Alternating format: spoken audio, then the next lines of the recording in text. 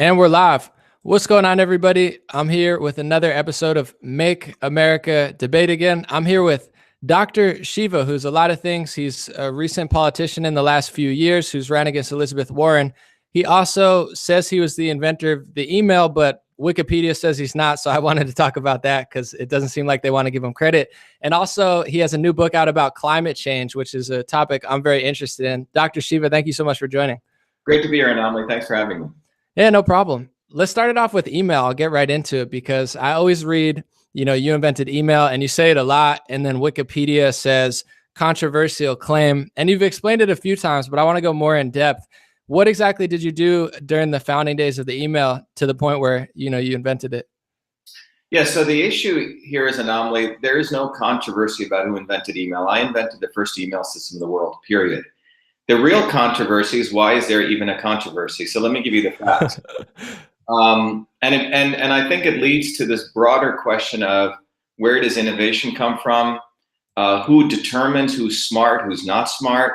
What is innovation, etc. But there's absolutely no controversy on who invented email. And it's unfortunate because the entire controversy was created by essentially white liberals, who are the same people who claim that they want to help the poor minority or the poor, quote unquote, darkie. And I say that because when you look at this history and you just go to the facts, because what's happened is we live in a world right now that you have an engine of academia, which is different than, by the way, scientists, who do not allow any type of discourse to take place, so they contain freedom. And therefore, you can't really get a discourse on it, so the truth always gets maligned by other interests. And the people who suffer are actually everyday working people. So when you go to the invention of email, as you know, I have 4 degrees from MIT, including my PhD. I went between 1981 to 2007, I went in and out of MIT, created 7 companies, one of them, which we grew to around 250 million. The current company I'm creating right now is called Cytosol, which is worth a couple of $1 billion. And these companies are all innovations that I create, take out to the public. So it's not something that, we take ideas from someone else. It's all homegrown. And the invention of email is no different. So let me tell you what email is, first of all. Anyone over the age of 40 will know that many organizations had a thing, and still some do, called the inner office mail system. Okay, and that system, and I use the word system, was a multi-integrated system of how communications took place in offices. So in the 70s, for example, there were 2 ways people communicated, An0maly. One was through the phone, landline phones. We didn't have, probably very, very few people had a satellite phone, but it was physically, copper connected landline phones. So if you went into an office, they had these landline phones. The other thing that they had in offices was called the inter-office mail system. And in those days, to give you the background, I came from India in 1970. I was a 7-year-old kid. As I've talked about before, I grew up in India, which was a caste system, right? I grew up in Bombay as a young kid, but I also grew up in a deep village. We were considered untouchables in India, An0maly. And it may be hard for people to understand that, but you had a caste system, and we were considered the bottom of the caste, called Shudras. So people from my background weren't even supposed to get educated, weren't even supposed to learn science or engineering, any of that. The fact that my parents in India learned that at a time when they weren't even supposed to get educated is probably 1 in a trillion. So the fact they came together and I came out of that is probably another 1 in a trillion to the trillion, all right?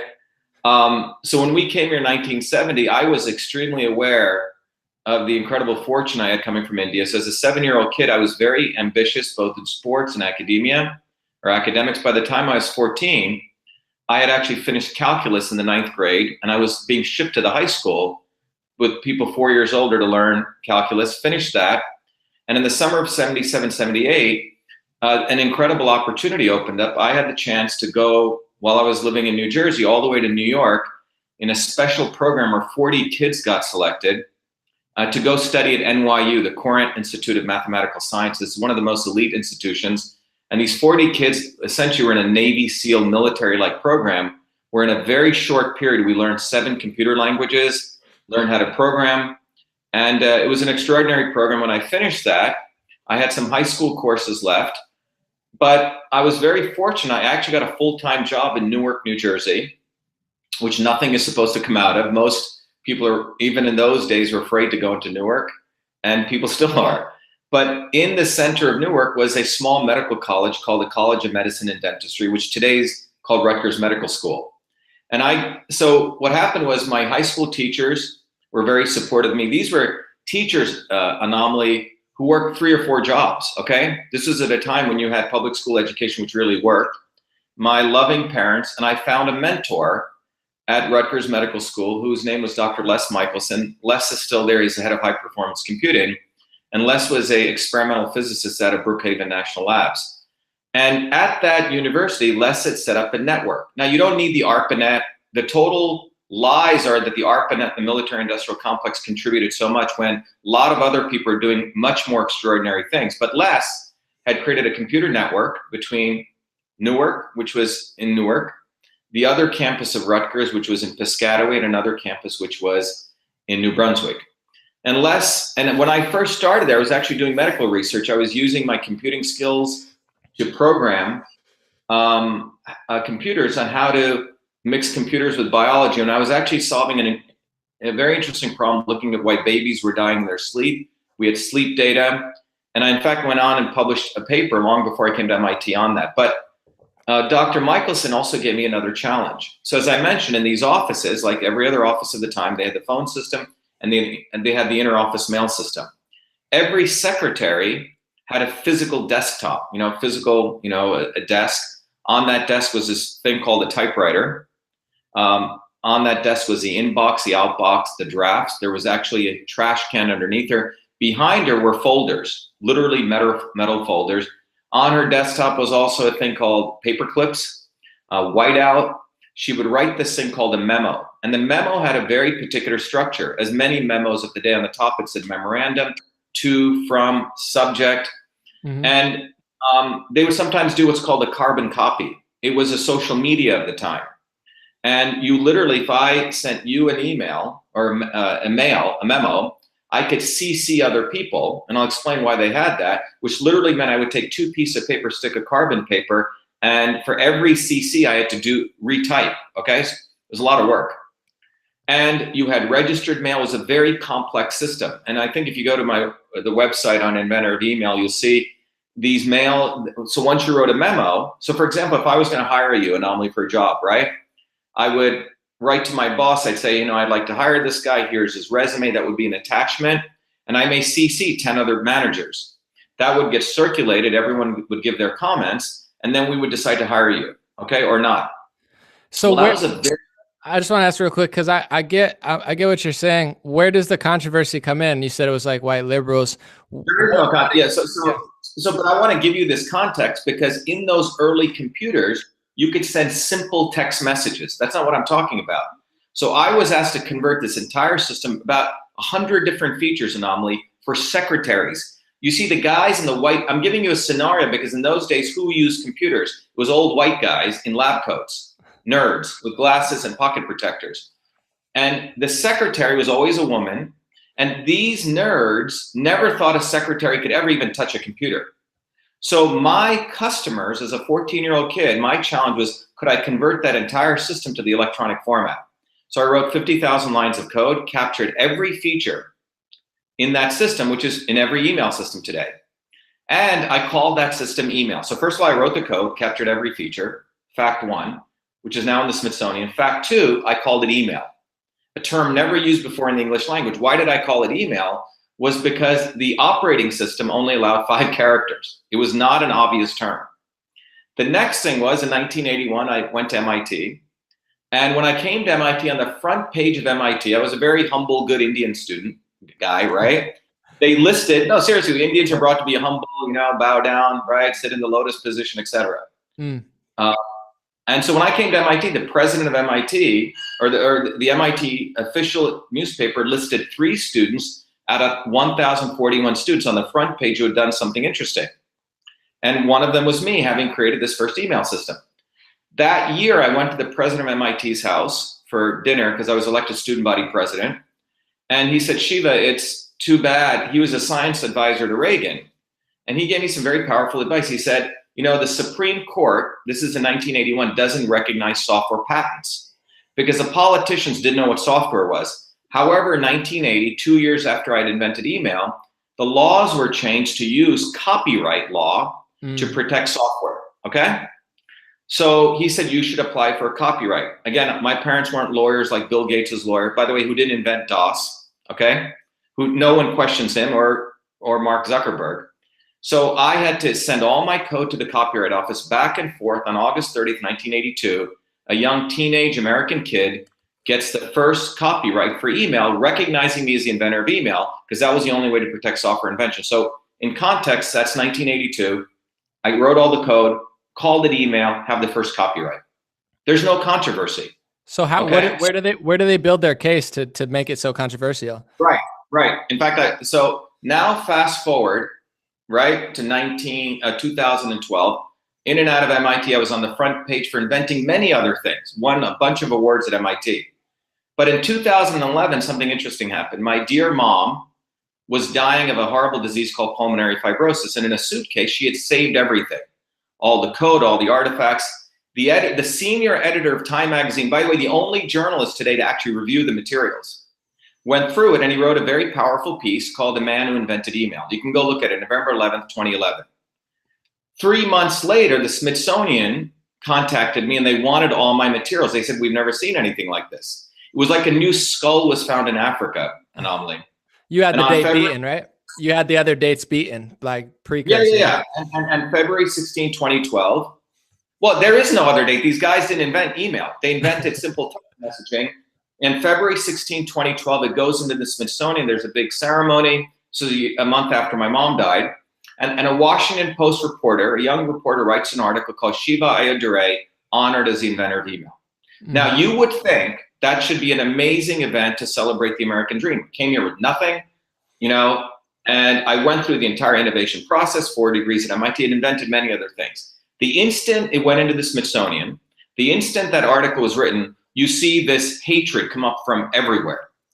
And it was coming from white liberal institutions and fake historians. You see, during the 32 years, I wasn't out there promoting myself because I made money other ways, didn't need this fame or fortune for invention of email. The military industrial complex, Raytheon, one of the big defense companies, had bought a company called BB&N. And they had, if you went to their site then, they had rebranded their website with the @ symbol.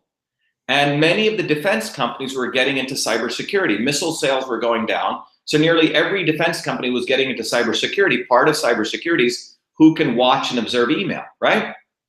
So Raytheon had recrafted themselves as the inventors of email with the @ logo. So think about it. Imagine Nike with the swoosh, right? Raytheon's symbol was the @ logo. So the day my stuff went in, it unleashed this vitriol because Raytheon, who, by the way, a month later had funded an exhibition at the Smithsonian, it was like a new skull was found, and they had to destroy this narrative. And the narrative is because the facts are so black and white. And so you see Gizmodo, which is one of the Gawker media things, attack me. This guy is a curry-stained Indian. He's an asshole. He's a dick. All sorts of horrible stuff. One blog, as I mentioned, said this curry-stained Indian should be beaten and hanged. That's great. They literally said that? Yep, quote unquote. All right. Who are the writers? Like, who was the author of that? That's crazy. We can look it up. It was a blog which referenced Gizmodo, and not one Indian stood up, okay? Because there's a deeper narrative here, right? The issue was the deeper narratives. The facts are freaking obvious, man. Maybe if I was a white guy or maybe even Jewish, okay, nothing. I know I went to a Jewish high school, a lot of smart people. If I had blue eyes and blonde hair, I'd probably be on every stamp in the world. But the notion of innovation, not only occurring by an Indian, the race issue, let's put aside over here, but it occurring in Newark, New Jersey, by a 14-year-old kid, it blows the mind off the larger narrative. Where does innovation come from? You see, Americans have all been brainwashed to believe that we fund war, and thank you so much for getting Velcro and Tang, right? By the way, which didn't come out of the military either. We have been taught to take in innovation, take our hand and put your hand like this to touch your nose, and so doing this, which means you fund war, and we should be happy we get innovation. When the fact is, history shows that all great innovations actually come from everyday people. Innovation is in our DNA, solving a problem. The problem I was trying to do is take secretaries from the keyboard to the, I'm sorry, from the typewriter to the keyboard. Okay. At a time when people thought that was impossible, by the way, which is documented in a RAND report. The nerds in the military were doing simple did it text messaging. I was trying to convert this entire system, which they thought was impossible. So there is absolutely no controversy. The controversy is, why is there a controversy? A friend of mine who started Business Insider, the editor said, Kevin Ryan, he goes, the real story is why is there a controversy? Gotcha. Think about it. I all the features, called it email, I have the first copyright. Where is the controversy? The controversy is it wasn't done at MIT. It wasn't done at Silicon Valley. Okay? Look, I was on the front page of Technology Review, the most eminent magazine for inventing Echo Mail. All right? I won a Fulbright Award, front page of MIT. That was done within the umbrella of MIT, which is part of the military industrial complex. But if you say innovation was done in Newark by a kid solving a civilian problem, that throws a wrench into the bigger narrative that we got to fund war, we got to go kill some people somewhere else, and then we get innovation. So let me I just want to go over it real quick before we get any further. So you're saying you had the code, you did it first, and then they just like rebranded it. Say like Oreo there was a cookie like Oreo before, but they made it bigger. So you had the code, you had it, they put the @ symbol, rebranded it, wanted credit for it. And you're saying it's Raytheon? Yeah. It's Raytheon who was behind that? Yes, so what happened was, you can go to Inventor of Email, you can read all the details. What happened was, text messaging is the ability to add text to the bottom of a file.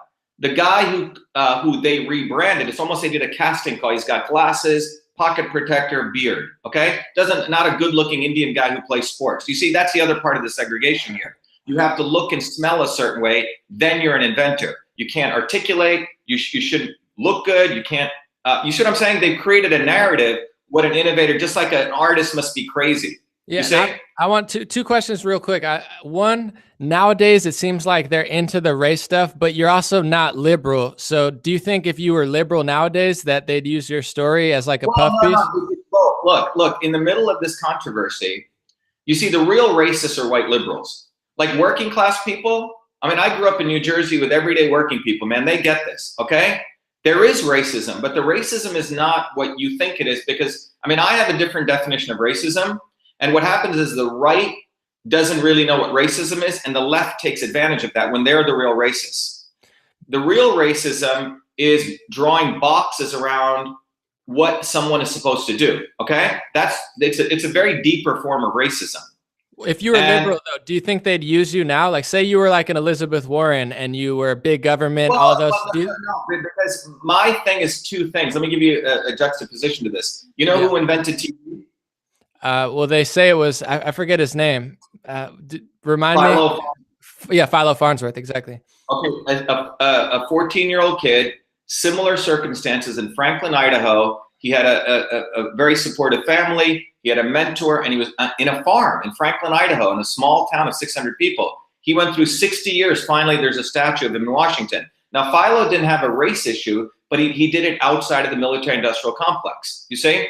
The real issue is, even if I was a liberal, it still throws a wrench in. Had I done it at MIT, no doubt about it, okay? The issue is where do great innovations come from? You see, when I went to MIT, it's like you get a branding. Oh, now you're smart, okay? But I didn't need to freaking go to MIT, man. In fact, I didn't even know about MIT until 2 weeks before I went to MIT, okay? Because I went to a high school which was very, very pecuniary on sharing advice to people. I was, my sister and I, one of two Indian kids, this is in the 70s, with 4,000 kids, right? After I got into MIT, then my high school jumped on the bandwagon and wanted to take credit for it. My point is, I didn't have a lot of help. There was no college scam. My parents weren't paying off people. So the real issue here is innovation. It's a two-part issue. In one case, I didn't fit the model of what an innovator is supposed to be. And the second model is it occurred before MIT, all right? So you have to really get this. They have branded all great innovation must come from Silicon Valley, MIT, or a Harvard dropout, okay? That's cool, but surely cannot come from a 14-year-old kid in Newark. That doesn't fit. Do you think it's a power thing too? Because I'm even thinking, you know, they do everything or they buy it. Like when Snapchat came out, they were like, "But we're gonna buy it, or we're gonna take it over, or we're gonna copy it and push you out of the way." Yep. Where like even Yeah. I know Philo Farnsworth said that he didn't like his own kids watching television because this whole idea got co-opted and used for evil. You know, that he thought, where it's like you're not connected. You're not coming from their schools. You're not under their control. You're not a puppet, even now as a politician. So because of all those things, and even, you know, you say race played a factor, it's like they can't control you, they can't use you, and they can't steal it. I think you nailed it. Look, so as you peel away this layer, okay, military industrial complex, a race issue, Newark, there's even a deeper issue why they really get pissed off with me. You know, that every time we actually try to post stuff on Wikipedia, Raytheon and BBN have trolls. Wikipedia, by the way, is not about truth, it's citations. And you can hire people to control narratives on Wikipedia. It's really disgusting. Every time you can go look at the history of Wikipedia, what my page was before 2012, they removed me off the inventors list. I mean, it was pretty amazing the level of malice that took place. But I think one of the most central things is I wasn't willing to be a good Indian. This is a deeper thing. When I talk about segregation, when you think about an Indian, what do you think about? Gandhi shaking his head, you know, someone sitting in the lotus position meditating. Well, you haven't seen an Indian like me, okay? I fight back. Most Indians tilt their head. Okay, we be a good Indian. So that bothers them. Hey, why is this Indian guy fighting back? He's not supposed to behave like that. It's not a race issue. It's about putting people in boxes. You see what I'm saying? Absolutely. He is supposed to look like this. An Indian guy is supposed to be in the lotus position. He's supposed to be meek and humble and speak slowly. He's not supposed to fight back. All right? So they have created narratives.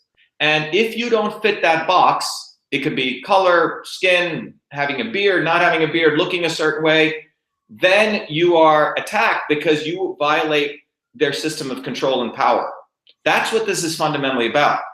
And behind who is really running this or who helps them do this is academia. You see, academia, there was a time when there was real science, and we can get to the climate science stuff, but today you have paid prostitutes who are called academics. An academic is really not a scientist. It's a big difference. Academics get grants, and they'll do anything for grant money. They prostitute, quote unquote, truth. And they make money off of it because today grants are controlled by political motives, and you have scientific consensus, which is bullshit. You know, science stands independent of consensus. Science is science is science, and it's independent of how good you look, how you talk, etc. And what's happened is politics control science. So historians can get paid off by Raytheon, can get paid off by Smithsonian, get pats on the back, get tenure, you know, to support narratives. But the invention of email, man, there's no freaking controversy. I called it email, copyright, period. The real question is, why is there even any controversy? And why do people go and say his controversial claim to be the inventor of email? It's an attack because I do not let up. And I never wanted this, man. I never wanted the fame, the fortune. But when you attacked me, then I said, you know what? I'm going to take total claim because I did invent email. That's why I boldly say it, inventor of email. And that even pisses them off even more. And the invention of email is not about me. It's about a 14-year-old American kid who invented email, not in the triangle of the military industrial academic complex, but in the collaboration of a loving family, a mentor, and the old dedicated. That's where innovation comes from, man. It doesn't come from MIT always. It doesn't come from Silicon Valley. And the bottom line, the other piece is to increase the cost of innovation. You see? Because if I could produce, I mean, I was paid $1.25 an hour. First 2 years, I got lunch for free. So you don't need a lot of money to innovate, man. What you need is the right ecosystem. And that ecosystem can be bought for 1/100th of the cost. But if you crank up the value of that ecosystem, then a few people make a shitload of money. That's what this is. It's about money and power and control. And then a new caste system. Oh, you go to MIT, you get to invent. You go to Silicon Valley, or you're a Harvard dropout, oh, you can be branded as an inventor. People should go find out, did Bill Gates actually ever invent anything?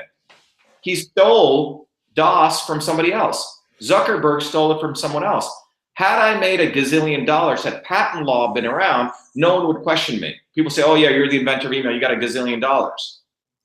No, I understand. And I said Wikipedia said it was controversial. I wanted to get it all out there because I've heard you talk about it a bunch of times, but I wanted to get right down to the specifics. First, I want to say for myself, even with Trump, I do the same thing you do, and people think I'm bragging. I was like, I'm writing my own history because if I don't get to document my own history, they're going to lie about it in the press on Wikipedia and history. So we almost are forced to do this just to get our story out there, or else they're going to lie about it.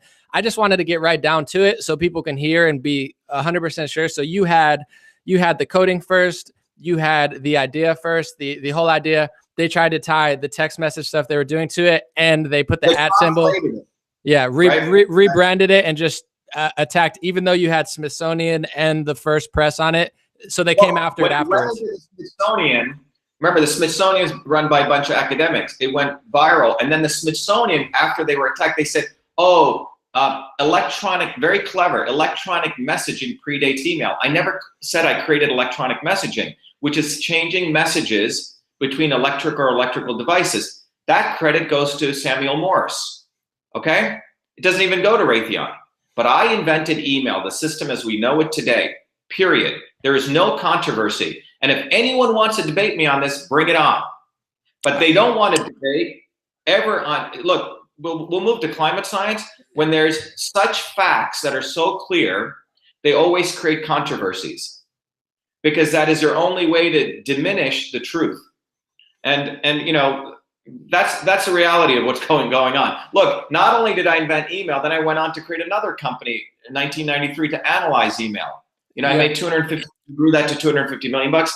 And then it's my innovation in email just didn't stop with one thing. Then I helped the Postal Service in 2011.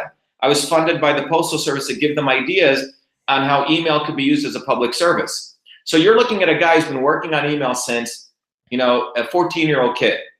It's not a one-hit wonder, and I've made money many other ways. So it's not I needed this to justify my value, but the truth is email was invented by a 14-year-old American kid in Newark, New Jersey, period. I mean, that period is such a big period. There's no gray area in it.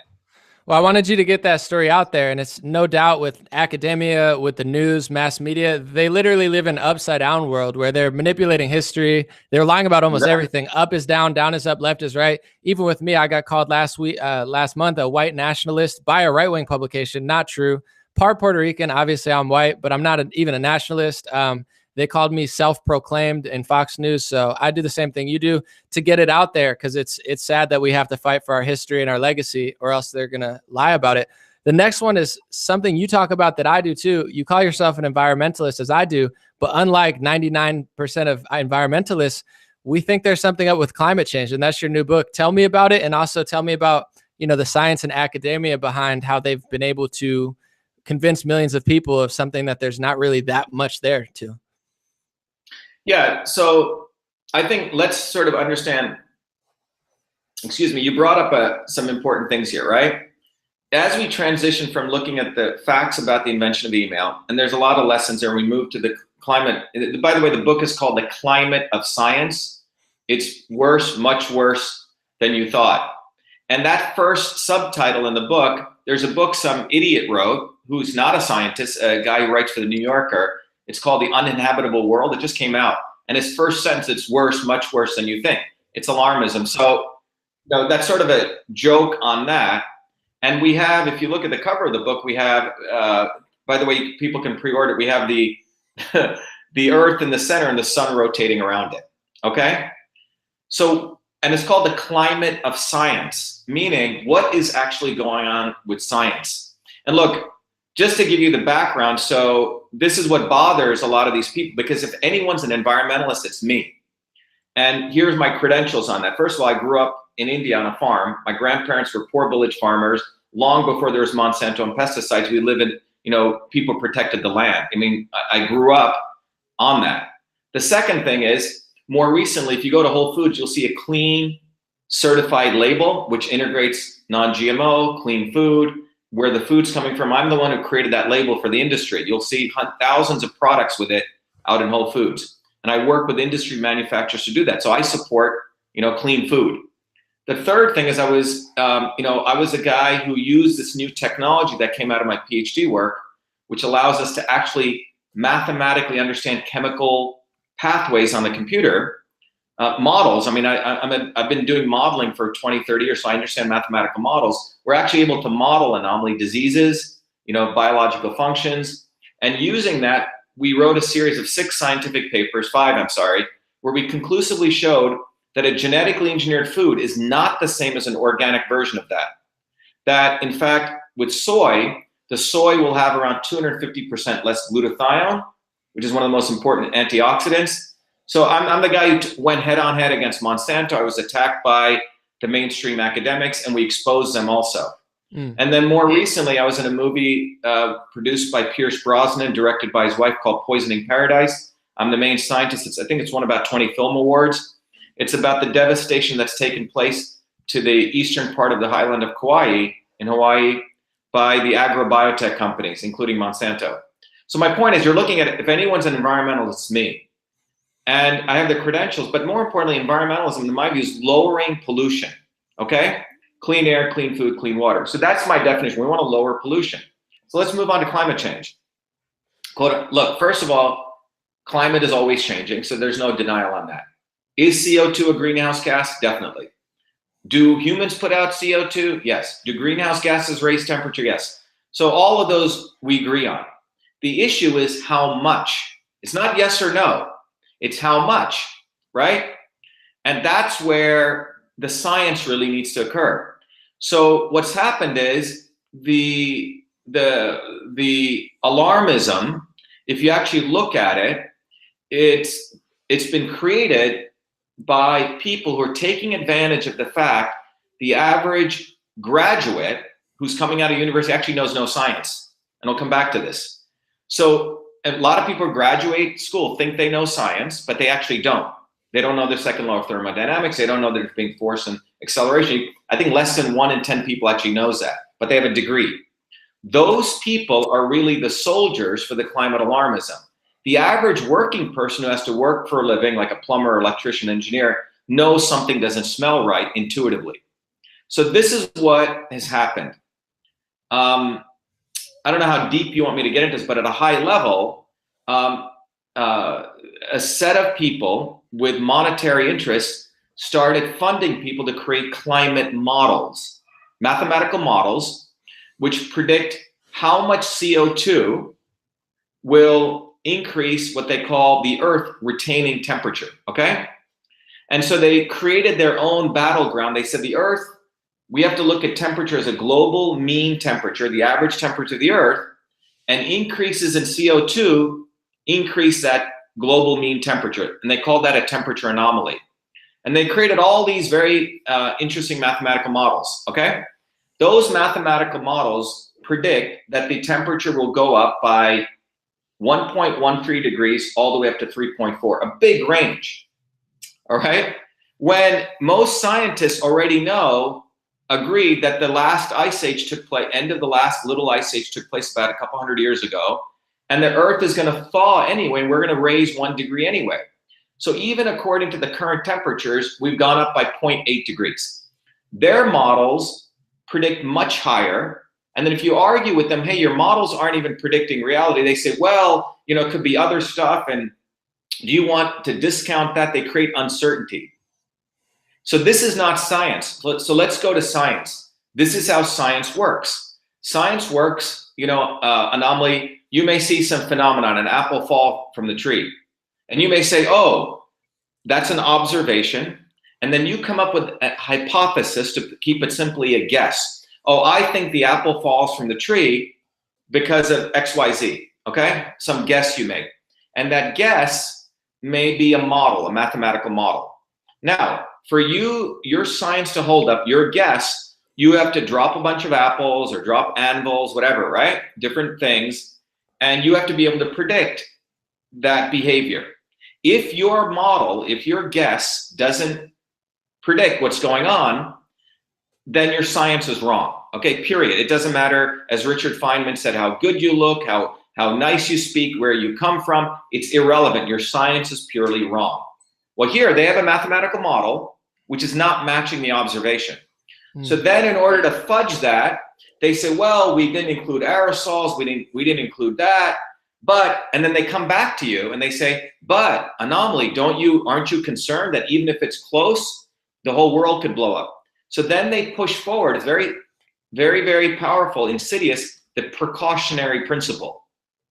So what the precautionary principle says, well, if we're close and it could sort of occur, and it may occur positively, perhaps, don't you think we should protect against that? And the precautionary principle, like in all areas, wherever you create a precautionary principle, guess what they impose on you? Insurance, right? A tax. Well, you know, you bought a car, you could get into an accident, let's buy some insurance. Well, you bought a home, you know, something could occur, home insurance, right? So this whole area is not driven by science. $2 billion got released for climate impact studies. You could say, well, you know, I think climate is involved in how my microphone is not working. Boom, you can get funded, okay? Well, you know, I think bed bugs are related to climate change. Boom, you get funded, anything. So what's happened is, at the fundamentals of this is a whole set of academics, not scientists. That entourage keeps their mouths shut when they know the scientific method isn't even being followed, because they have the opportunity to get billions in funding. That's what's fundamentally taking place. So if you go back to the fundamentals, when you look at my background, you know, there's a reason I'm a scientist, but there's a reason I've also been an activist all my life. You know, if people may call me a hard lefty. When I was at MIT, there's a picture of me burning the South African flag, because MIT had investments in South Africa. I made sure more poor blacks, more poor whites came to MIT, more women. You know, I was the one who raised the banner, US out of Iraq, during my PhD. So I've been an activist on the ground. But we need activism, true activism, to defend freedom, freedom of speech. I was a guy, 40 of us faced 40,000 people at the Boston Free Speech Rally, which they try to say was a white supremacist event. Freedom of speech, truthful speech, by the way, not garbage like Gizmodo or other magazines put out. Truthful free speech is a foundation for the scientific method, right? So you need freedom. You need to be an activist to fight for freedom, because freedom ensures that we have the environment for doing science. And from science, we get truth. And from truth, we can identify real problems and we can innovate real solutions. And from that, we get our health of our body, health of our planet, health of our organizations, and healthy people can go fight for freedom again. So you see the cycle, the positive cycle is freedom gives rise to great science, which gives rise to truth. Truth gives rise to innovation, which gives rise to health. You have healthy people, you can support more freedom. What they want to create is a much more vicious cycle: fear, uncertainty, and doubt. And their goal is to make people dumb, dependent, and disarmed, right? They want to make D people. And that cycle is supported by fake academia. So I say the fake news behind fake news is fake science. Mm-hmm. So we've created another very vicious cycle. And we've created a church now. So you have a church of climatology, the church of cannabis, the church of genetically engineered foods, the church of gun violence. You see, it's not reality. It's not the truth. So you stop discourse. Schumer has a bill in Congress called Bill 792, supported by the guy I'm going to run against, Markey, who also supported the Green New Deal, which basically says that no government agency can fund any panels, any conferences to discuss climate change, because there's a scientific consensus. Science is not based on freaking consensus, right? That's insane. I want to say I've been an environmentalist, and they got me for a little while with the climate change stuff, but with the science doesn't add up. I'm going to read a few things and let you go on. First of all, the sun's a variable that we can't control no matter how much we want to. We don't know exactly how it works. Active volcano discovered beneath Antarctic ice sheet could be contributing to melting glacier. They found a volcano, but they don't want to talk about it, where, like you said, if you're doing a scientific experiment and then there's a heat source under it, that you got to consider that. Here's another one: Greenland ice glacier growing. They didn't think it was going to grow. And this is directly off NASA's website. They said snowfall is very difficult to measure over Antarctica. For starters, there are very few weather stations in the frozen continent, and most of them are installed along the coastline. Secondly, satellites have a hard time measuring snow from space. They basically confuse the snow that's falling down with snow that's already on the ground. Climate models struggle to replicate the total amount of snow that falls over Antarctica each year. So this is NASA themselves, the great scientists that they are. admitting that Antarctica's contribution to sea level rise was mitigated by snowfall, and they literally can't even measure it. So people think this stuff is so settled. It's their own top scientists that say it's settled are admitting that, one, they're finding full-on volcanoes under it that are melting a little bit, but then they're like, no, it's not happening. Two, things that they thought were melting are actually growing. And then three, even with all the information that they say they have, it's still a very small part of the continent. So if you really get into it, it's such a big lie. It's unbelievable. Besides your book, how do we get people to wake up to this stuff, like kids and environmentalists and Green New Dealers? Because I'm the same way. I'm an environmentalist, clean air, clean water, save the ocean. But this whole narrative is ridiculously a lie. Well, yeah. So I think the bottom line is, how do we get people to wake up? You see, there's two worlds going on right now. There's a world over here where you fight for freedom. You want real science. And by the way, doing science is very difficult. It's not easy. It's not about opinions, right? What we've done is we've trained, look, there's a big positive thing I'll get to that's actually occurring. What's happening is the educational system over here loves to take kids in, millennials, educate them to get them degrees. And those degrees are based on you pleasing your professor. You having opinions, not based on facts. And your professor, by and large, is an academic. Most of them survive on government grants. So he's ass kissing to get government grants. And then they have students who learn how to ass kiss. And many of these students aren't learning math. They're not learning science. C.P. Snow, I don't know if you know who he is. But if you haven't, everyone listening should go read his essay called Two Cultures. C.P. Snow was a physicist, a physical chemist in England, and he was a novelist. He was both sides of the brain.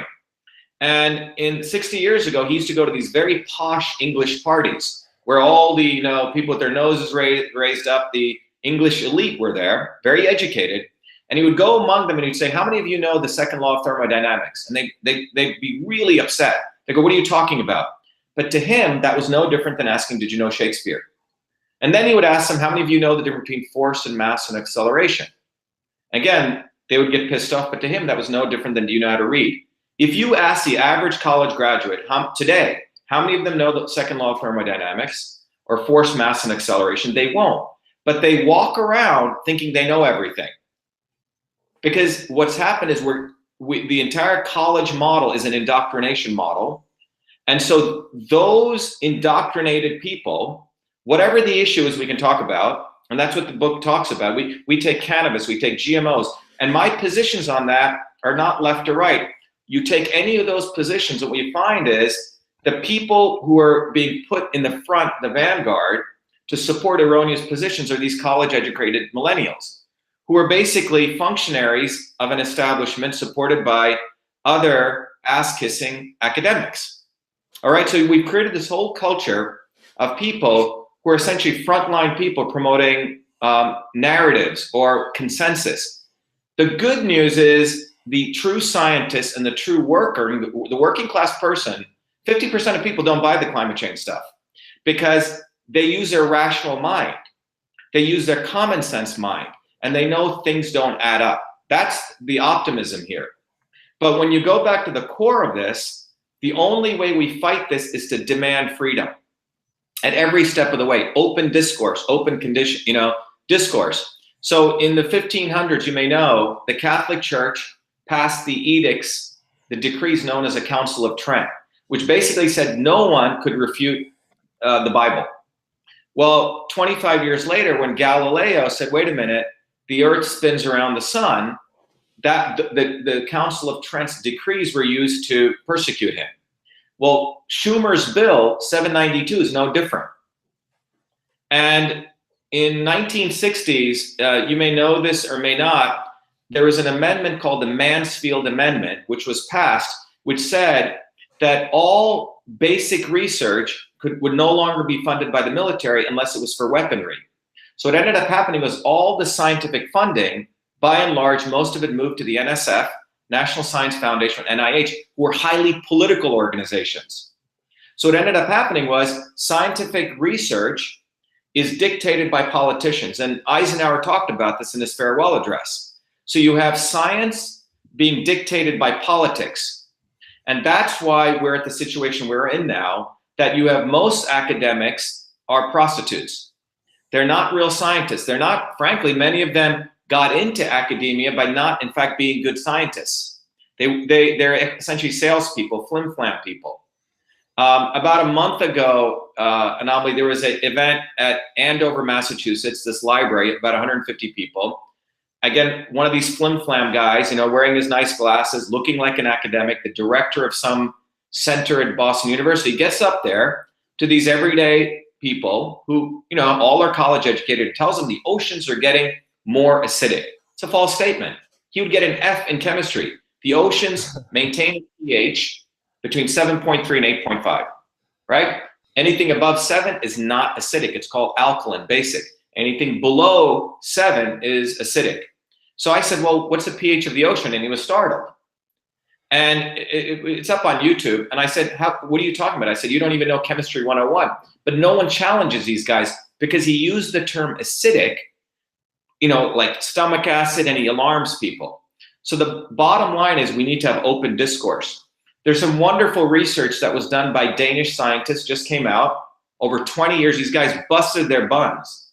And they've pretty much shown that the Earth's temperature may rise 2 degrees, has nothing to do with CO2, minimal, but it has to do with the fact that the entire solar system spins around the Milky Way, okay?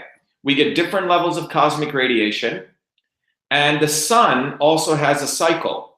Those two things interacting affect cloud cover, okay? And that cloud cover differential is gonna raise the temperature probably around 2 degrees.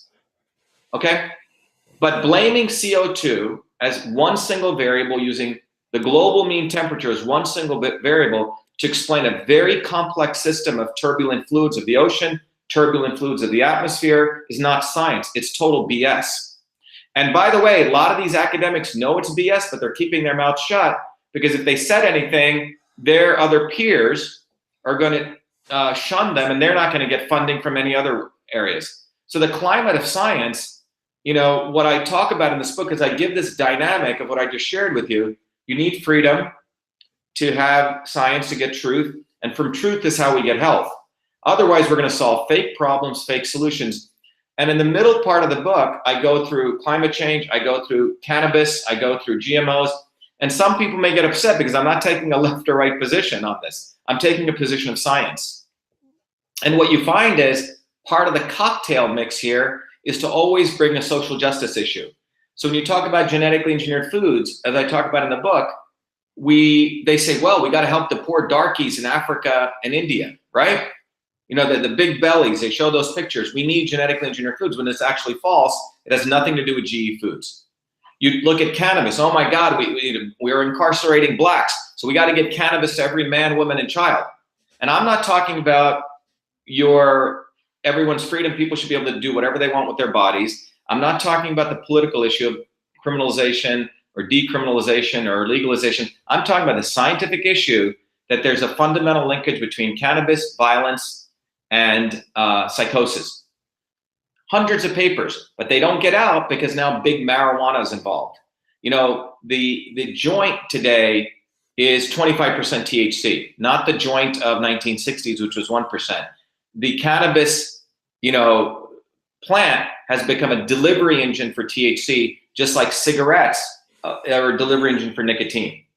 So when you start looking at this, the important thing is to have scientific discourse, but if you have a bunch of educated idiots coming out, I had a volunteer, you know, who was helping me, you know, and he was supporting my podcast, et cetera, but he got all upset when I said, hey, wait a minute, cannabis, there's a violence link there.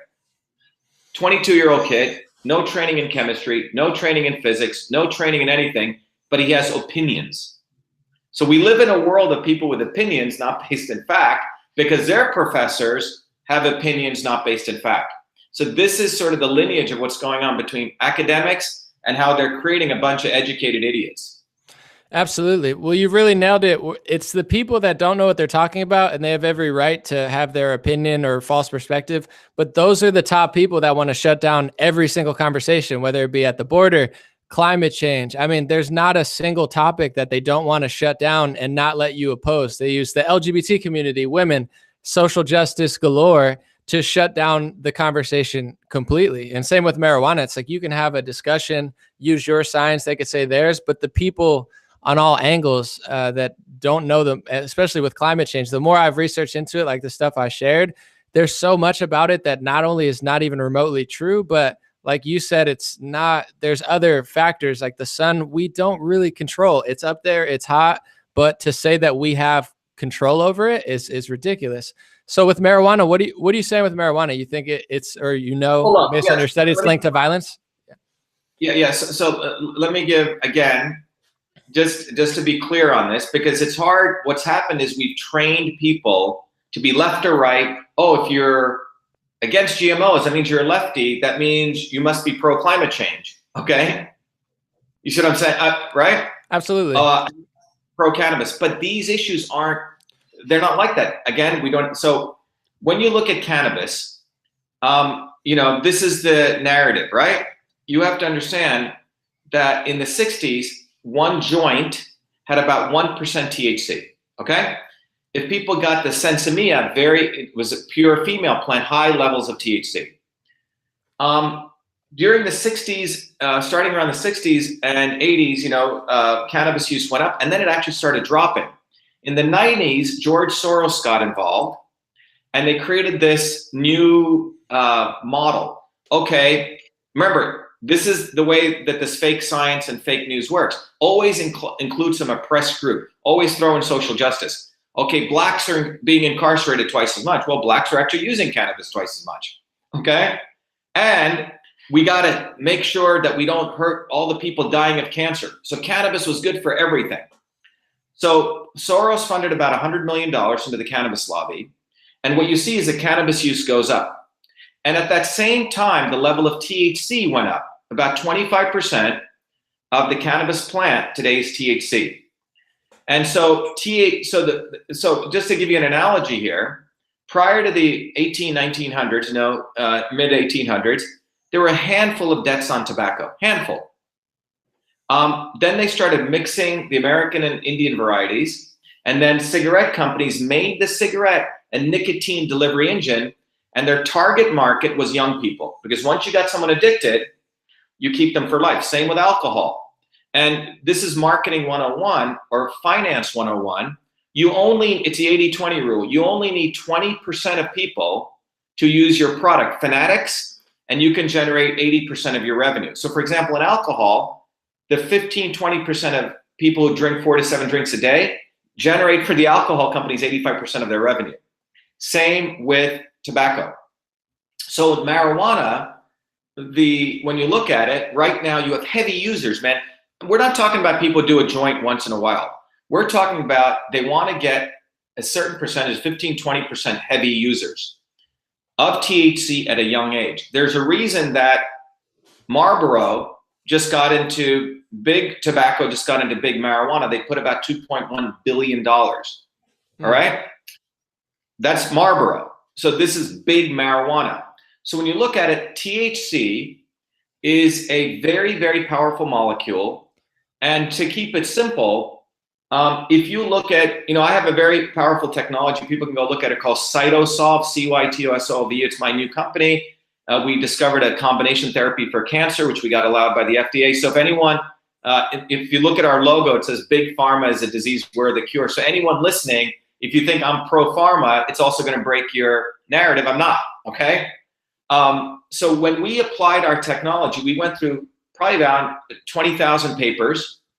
And what we extracted the molecular mechanics of THC. And what you see is in our body, every nerve cell has a postsynaptic receptor, presynaptic and a postsynaptic. Very simply put, right now, trillions of nerve firings are taking place in anyone who's listening to absorb all this. When a nerve signal goes down a synapse, it has what's called a presynapse and the postsynapse. When that nerve signal jumps, that is modulated by our endocannabinoids. We actually have our own cannabinoids, which have existed in animals and invertebrates and vertebrates for over 500 million years, independent of cannabis existing. And these cannabinoids, which are within us, are extremely important for modulating every neural connection in our body, okay? So everything that moves, signaling, is modulated by endocannabinoids. How do you get endocannabinoids? Well, you don't need to take cannabis. In fact, they heard it. I'll come back to that. Right amount of fats, omega-3s to omega-6s. You know, the traditional diet used to be 1 omega-3 to 1 level of omega-6s. You know what it is right today in the American diet? 1 to 10. So we don't get enough sleep.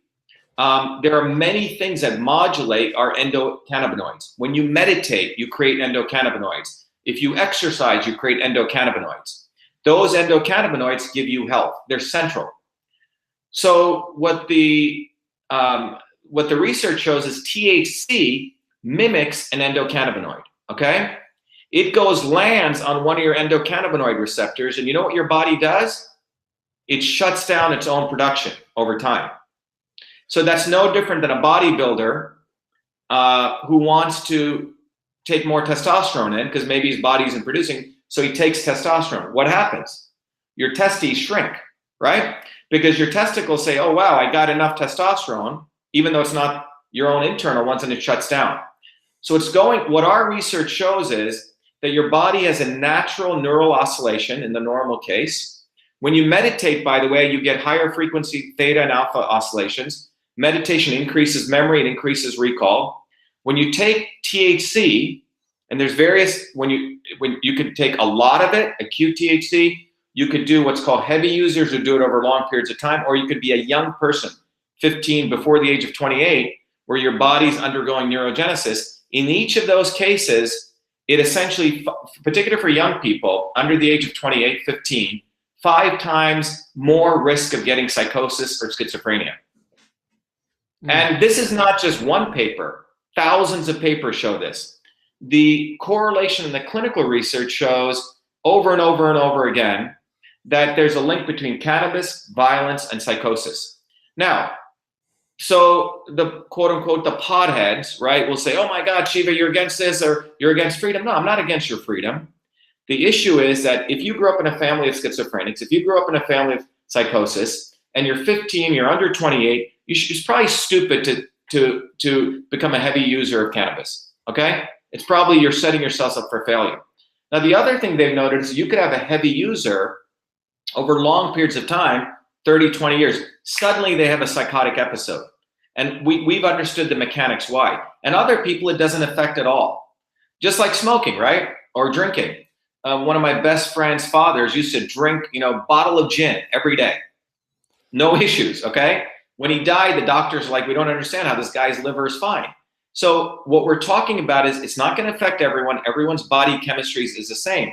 But what we are saying is just like we knew that smoking does have a very high proclivity for lung cancer, and then later on we figured out the mechanics, we know there's a huge correlation, significant one, particularly for young people, particularly for people who have ill health.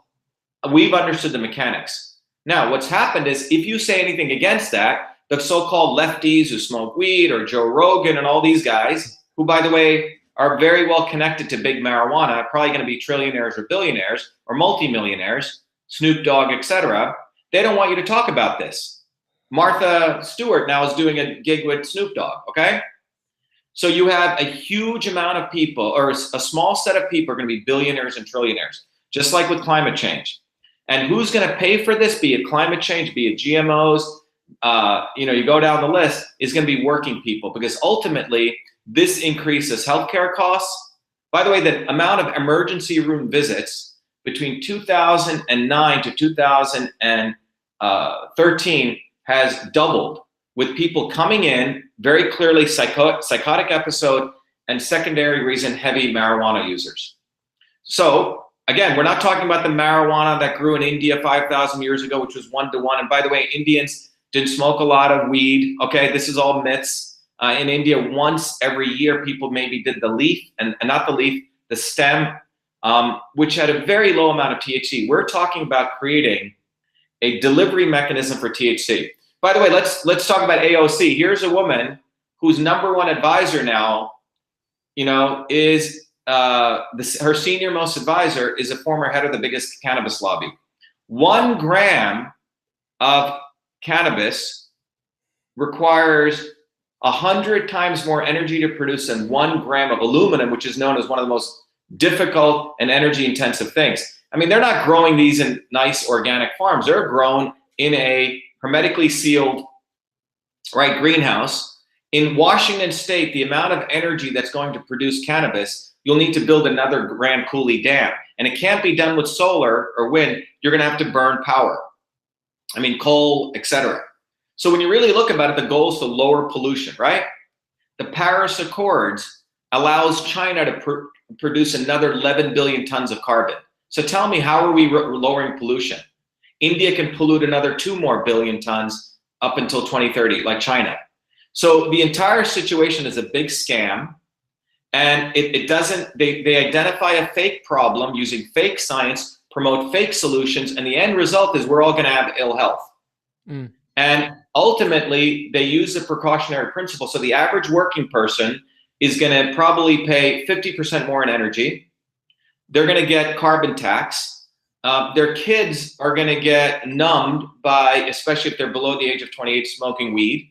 Cannabis, not all of them, but you're going to have increased healthcare costs, increased emergency room visits. And the issue with cannabis is, let's actually talk about the risks. But you're told to shut the hell up, because if you do, then you're anti, being independent. You're against the decriminalization. You want to put blacks in jail. They always connect it to a social justice issue. Yeah, no, so much good information there. I have a few questions I want to ask you about that. The first one is, what do you think is worse for you, alcohol or THC? The second question is, do you recommend it at all, or are you just, it's overrated, don't use it? And I just want to say one more too, is then I want to get into CBD, if you think there's use for that, because it's really popular now, if that's different, or you have a similar feeling. Those are. Yeah, so first of all, the underlying thing is, we need to have discussion, we need to have real research, okay? And by the way, there's people promoting cannabis cures everything. So let's talk about the alcohol and the cannabis. Let me give you one study that was done, not with small people, 12,400 high school students. The researchers were actually pro-cannabis. If you read their abstract, and by the way, I've gone through these papers, I read them, okay? This abstract, basically the researchers said, they went into it, they wanted to look at aggression among high school students, comparing cannabis, people who just did cannabis, people who just did alcohol, and people who did both. Now, in their hypothesis, they assumed that alcohol is going to cause more aggression, okay? So they were pro-cannabis, in a sense. Well, what the research showed was the proclivity of someone doing cannabis exclusively was 3x, 3x proclivity for being more aggressive. The alcohol was actually 2.7, which means about 30% less. Wow. And when you combine both, it was 6x. And that feeds into our research that THC, and remember, this is THC. We're not talking about the joint, so that's why you have to be very careful. We're talking about modern cannabis, okay? So when people say cannabis, An0maly, we have to say, what are you talking about? Are you talking about the stem, you see what I'm saying? You have to be very clear. Now, so my point is, the THC, what our research is showing, it actually remodels the synaptic things, that it actually allows other drugs to have a synergistic negative effect. It doesn't, not just alcohol, but SSRIs, antidepressants, etc. Nearly 80% of the people who've committed serious crime all did cannabis. Okay, that's a correlation. Most of the people who use opiates or heroin did cannabis. So anyone who tries to tell me, oh, it's not a gateway drug, well, that's not what the data shows. But the important thing is that the actual scientific data is revealing very different than what the big marijuana lobby is trying to promote. The National Academy of Sciences in 1999, they were very iffy about cannabis. This is the grouping of all the scientists, the most esteemed scientists. In 2017, they said definitively, they rate science by different levels, potentially, definitively, the correlation between cannabis violence and psychosis is significant. That report didn't get any play in the press, because now you have people like Sanjay Gupta, all of these guys are starting marijuana companies, man, every single one of them. Now, getting back to CBD, CBD is a small component within THC. We need to fund research. The research that came out of London said CBD also has ill effects. My issue is, let's fund real scientific research on this. Let's get away from people, every Tom, Dick, and Harry, be it Joe Rogan, be it Snoop Dogg, having opinions. These people are, Rogan is always promoting drugs all the time. Think about what he's doing. And the guy's backed by William Morris, one of the biggest agencies in the world. Look, I used to be in Hollywood, okay? I used to be married to someone from Hollywood. I learned a lot being out there. And agents make you. If you want to be a star, you got to have an agent. And if you don't have an agent, you're nobody. And when you get signed on by an agent, you sign your life away, because if you do stupid things, your agent can sue you. So Rogan's out there promoting himself. His whole shtick is pretty BS. He's got 20 million followers, whatever.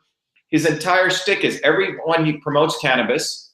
He promotes whatever dimethyl, whatever the God molecule is, right? Yeah. And the guy has no training in any of this. And he put Alex Jones on. If you remember, Alex went on because Alex was attacking him. So Rogan's watching which way the wind blows. And in my view, he used Alex, Yeah. And Alex is under a lot. So what I'm saying is, you have to really question, where is his money coming from? Watch the money. In climate change, academics need the money. And people are going to make a lot of money, like Al Gore and the people who are going to make carbon tax, because after 2030, everyone's going to have to buy carbon credits. And the value of a carbon equity is going to explode. Cannabis, a lot of billionaires and trillionaires are going to come out of it. And in fact, a lot of the therapists, a lot of the addiction centers are going to make a lot of money. That's what we're looking at. Gun violence. Here's an issue, and I talk about this in the book. You know how many people die of gun violence relative to sepsis? Sepsis is a bacterial infection. 40,000 people a year die of sepsis. 40,000 people die of gun violence. How much research is put into sepsis? If you go on PubMed, nearly 120,000 papers have been researched on sepsis, all the different multifactorials that cause sepsis. You know how many scientific papers have been funded for gun violence? 400, okay?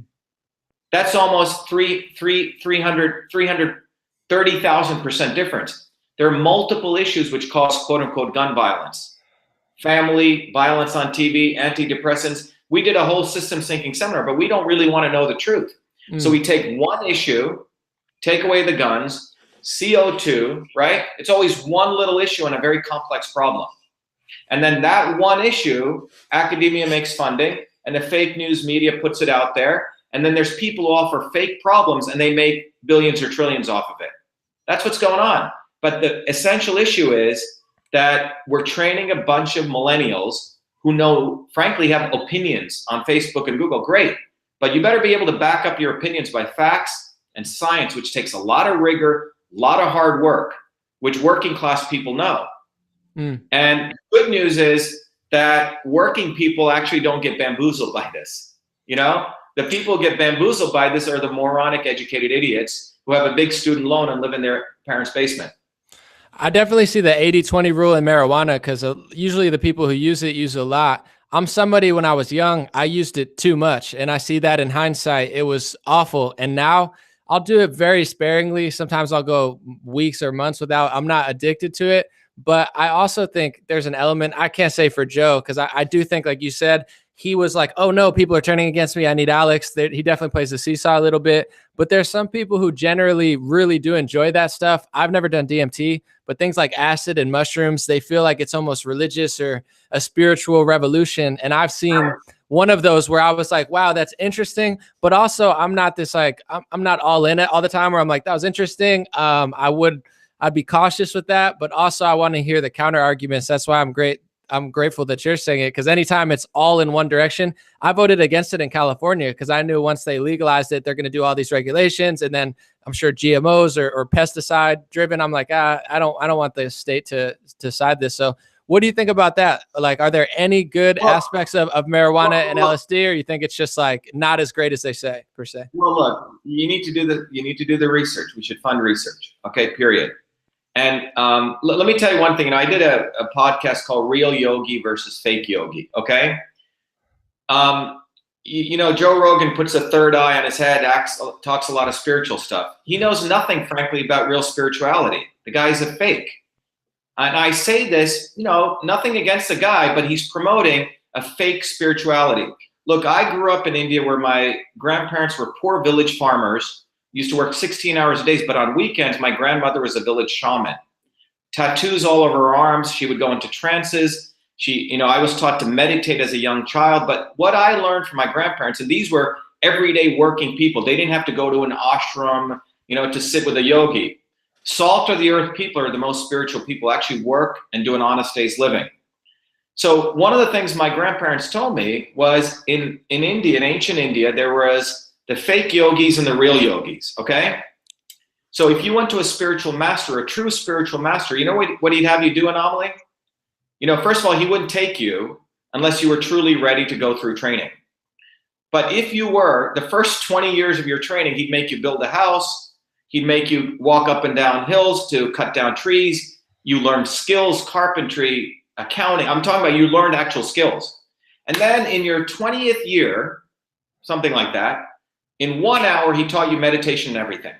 Because the issue was you needed to learn how to be a good human being, have discipline, learn how to work, show up, get up early in the morning, follow a disciplined life. During that training, at some point, you may have the opportunity to drink soma, S-O-M-A, which was a concoction of herbs. And the teacher would tell you, this is not real, it's a virtual reality, but it will give you a glimpse of enlightenment, okay? And this opened a doorway, but you were only supposed to do it once, and that was it, okay? But your actual spiritual path was actually being a hard-working, disciplined person of integrity, and the meditation and yoga came much later, okay? Now you have new age people going to yoga as an ashram and doing this. Most of those people are some of the most narcissistic people. True. They really are, okay? So that was a true path of the real yogi, like the disciplined warrior monk, okay? What's happened is that entire process has been, and now in that ancient story, there were people who were fake yogis who would take the soma and they say, wow, I experienced all this. And that's all they would start doing, smoking the ganja and the weed all day long. And there were the delusional yogis. They would talk about experiences and this and blah, blah, blah. And by the way, in the spiritual traditions, you're never supposed to talk about your experiences. There was something deeply personal between you and your creator. These guys would start promoting themselves, smoke weed, smoke this. This was a fake yogi. And our research is showing that the real yogis, their brain waves modulate at a different higher frequency. And those who do a lot of weed, it's at a lower frequency. The neural oscillations are lower. So what I'm trying to say is if people want real enlightenment, there is a real path, and it's not the easy path. And Joe Rogan is promoting a bogus path because a guy is part of the Hollywood industrial complex, okay? He's got his shtick, man, but he's owned by William Morris Agency, which is owned by Rahm Emanuel's brother. Wow. I mean, right, so let's really talk about Joe Rogan. The guy is very clever, opportunist. And I was frankly disappointed Alex went on his show because I thought he used Alex like a monkey, you know? Well, Alex is vice versa. You know, Alex gets a lot of traffic off Joe. Yeah, but I'm saying, in my view, Alex was starting to build a movement.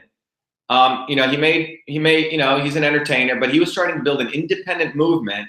And I think Alex got scared, in my opinion. He got hit, but he didn't need Joe Rogan. He was, I mean, you look at it in the 2-week period, Alex is hitting Joe, and the next week he's on Joe's show. Okay. Joe has a big platform, and also if he lets Alex speak, Alex gets that message. What I like about it is my friends who don't listen to anybody, they listen to Joe. Yeah. So then Alex says stuff like human trafficking at the border, and people are like, oh, but it's like you almost, you know, it's both ways. Joe's using him because the people turned against him, and you know he realized that it's not a long-term strategy. My view is great movements take place when you have revolutionaries leading people, and I think Joe Rogan is what I call the epitome of the not so obvious establishment. You see, those in power are very clever. They're very, they mutate like viruses. So you have those in power, the establishment. You have real revolutionaries who want to, you know, move history forward. And then the establishment is very, very powerful. They create another animal called the not so obvious establishment, who acts as though they're for the people, talks their good game, but their goal is to suck people back into the establishment, period. You see this throughout political history. Give you an example, right? In 1984, Reagan and Mondale were running for president. There was a guy called Jesse Jackson. And, when I was 17, 18, I said, wow, he looks like he's anti-establishment, blah, blah, blah. At the last minute, on the floor of the Democratic Convention, he gives all of his votes to Mondale, speaking the lesser of two evils. We can't have Reagan. And that's when I realized this dynamic. Look back at the last election. Hillary Clinton, right? You had Bernie Sanders. And I had a bunch of friends saying, you should vote for Bernie. He's anti-establishment. I said, he's going to do exactly what Jesse Jackson did. He's part of the not so obvious establishment, and he'll give all of his votes to Hillary. No one believed me, but that's exactly what he did. So this dynamic, if people can understand this, and they need to be very critical, because you have movements that start building, people start building independent platforms. This is what Alex was doing. And the establishment puts someone like Rogan there to act as though he's hip and blah, blah, blah. But his goal is to always bring people back into the establishment. Right? He had Jack Dorsey on there, right? He exists because the establishment allows him to exist. No one gets that many followers overnight, An0maly. I'm telling you, it's pushed. And he's owned by William Morris Agency, period. No, I feel what you're saying too about definitely people like Bernie and even Joe. I'm always keeping my eyes peeled because I watch everything, who they're having on, who they're posting. And for sure, when he had Jack Dorsey on and didn't have Alex on, he lost all his power, which is really in the people and his following. And he had to have Alex on because his whole following turned against him. So I don't know if it was like, let me get Alex back on, more like you said, I have to get Alex on or else I might lose everything. Yeah, because that wasn't him. I'm sure his agents had a big meeting and let's put him on and you'll protect. Remember, his goal is to build his base and then they sell all sorts of crap through that base. It's a funnel model, okay? None of this is being done to help educate people. This is being done by people with a lot of money. Everyone should go look up William Morris Agency. Look at all the Hollywood elites who are owned by them. And that's what Joe Rogan is part of. And, when we ran for election, right? Joe Rogan, we're here hitting Warren, fake Indian, real Indian. We're on this, we started doing a movement. Joe Rogan never had us on the show. He should have. But real revolutionaries, real people who do not give up a fight, we actually can expose the not so obvious establishment. And the way we build movements is by not the establishment, it's the not so obvious people, it's the Bernie Sanders who are more dangerous than the Hillary Clintons because they will mislead a generation and suffering continues. I agree with you on the Bernie. He's totally a sneaky, he's like the sneaky guy to bring him back. I agree. I'm just, because I get a lot too about Joe. I'm up for grabs because I do feel like a lot of stuff he does sketches me out. But then he had two people on that were anti-climate change and talking about it. So do you think, and this is my genuine question to you and other people, because they're always wanting me to feel the same way you feel. Do you think that there's ever a time where they'd be like, you know what, Joe's really powerful, we'll try to use him, but then he does kind of like the Alex thing where it's like, Alex is like, I'll let him use me to get popularity, but then I'll use him to get the audience. Do you think there's a possible that, or it's possible that William Morris lets him do stuff, or you think they just own him completely? Like, you got to do that. No, look, let me tell you how it works, okay? Because you're talking about someone who knows the insides of this, having been in the military-industrial complex at MIT. I've been among these people. They're very clever, okay? You have to look at what the intention is. So if you want to build a movement, all right, and you want to create your own platform, you move forward with that. If the man once in a while puts you on Fox News, puts you on CNN, you take it, okay? Right? It's like one great revolutionary said, when the peasants do their own thing, once in a while the master plays some music, then you dance, okay? The issue is, are you building your own independent movement? If you give all your power to them, that's not a good thing, all right? So to the extent, if, when we ran for office, right, Fox News put us on, Jesse Waters had us on, but when they realized we weren't gonna run as a Republican, they stopped, okay? Because we weren't no longer part of the establishment. But we did take advantage of it. So that's a strategic question. But the issue is, do you give away your power and you succumb to that? You see what I'm saying? Or it's a strategic question you have to ask. It's not a black and white rule here. But what I'm saying is it would be stupid to not understand what a Joe Rogan really is about. And I hate to break that, but he's part of the establishment. And he's a very clever part of the establishment. He's a clever monkey, all right?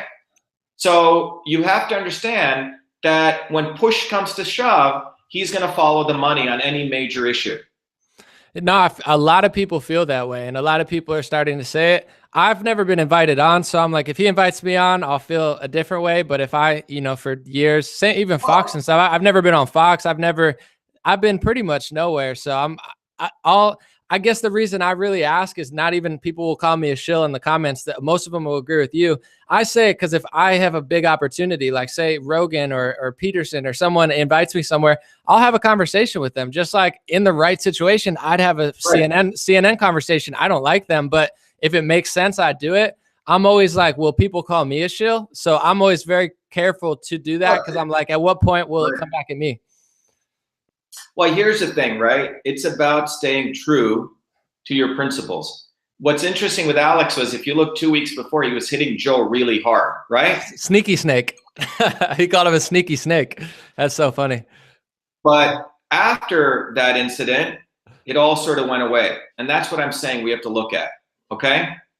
It's a red flag. Because, well, the issue is we have to start recognizing that Alex had us on. I love the guy. The extraordinary thing that Alex Jones did was independent of all the media, man. He was building his own platform, okay? And as a technologist, I can tell you, even though you get kicked off YouTube and Facebook, it's very important to have your own technology platform, your own physical website, your own video serving, your own data serving. Because the reality is, if you're truly a threat, these other platforms will go after you. So I think this is my assessment of Alex, and I should talk to him about it, is that he was building his own movement independent of anyone. That's why he was creating the gumption. And that's when they started attacking. But I think Alex, in my opinion, lost the fact how strong he actually was. Because whenever you build your own independent platform, you will go through the night of darkness in some ways where you'll get hit really hard. But he could have just projected forward. What I'm trying to say is he didn't need Rogan. He forgot his own power, in my view. I guess just to challenge that, because first of all, Alex, they had me on InfoWars. It wasn't him, it was someone else. They did something weird. It was a red flag. And Alex, as great as he's been, there's been a bunch of red flags with him too, where I'm just curious. I'm like, I'm always just trying to see who's who. But he does really well. He didn't have to delete InfoWars or anything. I'm just playing the counter argument where going on Rogan, he probably sees a spike on his own website where then he can retain those people, keep them in. He doesn't need Rogan, but it's like me. If I went on Rogan, people would call me a shill. I'm not going to sell out. I'm not going to change my values, but I'd be lying if I said I didn't want to reach that audience of like 30 million people who actually listen. Like, I know liberals and progressives who won't do anything right, but they'll listen to Jordan Peterson because Rogan had him. And they're like, oh, I should take accountability. And I'm like, yeah, you definitely should. So they listen. Well, he's a big influence. An0maly, what I'm saying is you should take access to every medium that will get your message out, okay? But should Alex do or no? You don't think he should? Well, no, I know it's fine. But what I'm saying is, but when he was on the show, he didn't expose Rogan. You see what I'm saying? Up until that time, he was hitting Rogan really hard and exposing him on some very legitimate issues, right? True. After he went on Rogan, why didn't he hit him on the show? That's what I'm saying. When you're on there, you still continue your principled fight. And I'm saying that's the issue. Look, if you go on the mainstream media, right, and you want to talk about an issue, you don't suddenly change your attack on a particular issue. That's what I'm trying to say. No, just because Fox News puts me on doesn't mean I stop attacking the Republicans, even though they're supported by the rhinos typically. You see what I'm saying? No, that would be compromising my principles. Hey, you put me on, but it doesn't mean I'm going to stop. I'm going to still point out the issues here, because now you can reach a greater number of people with the contradictions. And the idea is to move more and more people to recognizing the contradictions between the establishment and the not so obvious establishment. That's my issue. And the more people you can do that, you win more people to actually standing up on their own 2 feet, using their own minds, and realizing you don't need to suck on the titty. I feel you. I'm playing the counter argument too, because I'm not really, after they had me on and I wasn't too happy about it, I'm not going to sit here and defend InfoWars because it was a weird segment. It was just one of those things like a red flag. I just kind of wanted to challenge that argument. On the other thing that you're saying, because I'm really interested, What are your thoughts on, I agree with you on the fake real yogi thing, that real comes from inside. It doesn't come from talking about it. Substances are absolutely overrated. The little less substances, even alcohol, you could use the better. What's your stance on like everything? I'm gonna go through it and just give me like a yes or no, sometimes like personal use and what you think. Like from, I'm drinking coffee and I've heard people say stop that. So coffee, THC, CBD, alcohol, like what, yes or no to all those? Well, look, I think these are personal decisions. Whatever you want to do with your body is cool. How about you? Like, what's your? You know, I have learned a certain way to. Let me give you an example. I have someone in my family who's a big user, big promoter, right? Several years ago, I'll give you two examples. Everyone always wants me to do drugs. Okay, so and I meditate a lot. Okay, so I do a lot of very interesting other kinds of things because I believe the body is a chemical factory. You can create your own. So this was about 4 years ago. Someone came with some serious cookies. Okay, what is called the best kind of pot. I ate 6 cookies. Didn't do anything to me. Not one thing. The other people are flipping out after about a half a cookie. Now, I'll give you another example. A friend of mine has done 2,500 hits of serious mushrooms. You know, he's whatever, your mushroom traveler. I was out in Montana. He said, you want to try some? He gave me about 10 of them, did nothing. He goes, man, you're an alien. The next day, he gave me 20 of them dunked in some solvent, which is supposed to uptake nothing. So why? And I've heard stories about this from other people. I believe that when you have enough endocannabinoids being produced by your body, these are like crack. You see what I'm saying? You modulate it. And I know that from personal experience, that that's the effect it's had. So I didn't get any experience. I get more when I sit quietly and I observe the breath and I observe sensations in my body, as you know, so that's my experience. Now I try to eat a pretty healthy life, meaning I've learned a lot about your own constitution of your body, which is called Indian Siddha and Ayurveda. I practice those medicine forms. You know, I teach a course called Systems Health, where we've integrated Eastern and Western medicine. So I'm a big proponent of healthy living, but I'm a proponent of understanding nature's laws and how your body is actually part of that. So everyone's constitution is different. That's one of the things, you know? And you have to figure out what's right for you. And this is a very personal decision, but you can only do that if you understand laws, and you have to put some study into it. So I'm saying, you know, do whatever you want to do, but understand, do it with some level of intelligence, because as a great man once said, ignorance is the cause of all suffering. So you need to study, you need to put effort into it, and we need to learn. So when it comes to cannabis, you can do whatever the hell you want. People can smoke weed all day, do heroin. That's up to you. I'm not going to get in the way of anyone. You know, that's a personal issue. But I'm saying go into it with understanding. And that understanding requires some level of discipline and knowledge, not having opinions or listening to someone else. You have to believe in yourself, and you have to say, let me understand how this actually works. And does it work for me? What are actually the dynamics? You know? I agree. Yeah, 110%. But you, coffee, tea, alcohol. Yeah. So it depends on how the coffee's made, you know? When I go, you know, if it's, you know, there's a lot of coffee which has high acidity. It's not roasted right? You know, if you do the, in my view, if you do the slow roasting, and, you know, great cup of coffee is awesome.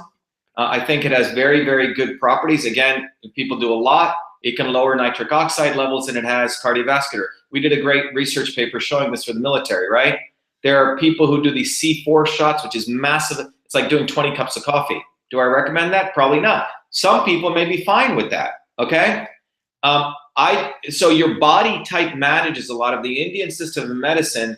People can be Vata, Pitta, or Kapha. Each person has a blend, and different foods affect different people in different ways. So my position is be happy, be you. Find out what works for you and support that, but find it in a helpful way. But if you can recognize that your body is an incredible chemical factory, this is what yogis knew, that your body can generate a lot of stuff. Your body is a pharmaceutical engine. So why not learn to do that?